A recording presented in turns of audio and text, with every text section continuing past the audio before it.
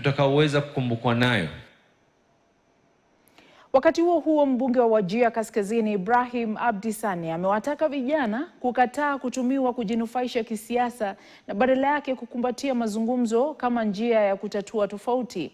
Akizungumza katika ziara ya maendeleo mjini Danaba katika eneo bunge lake, Saney alisisitiza kuwa Rais William Ruto alichaguliwa kidemokrasia na ataondolewa afisini kupitia kura na sio maandamano. Pia alisema kuwa Ruto atachaguliwa tena kutokana na rekodi yake nzuri.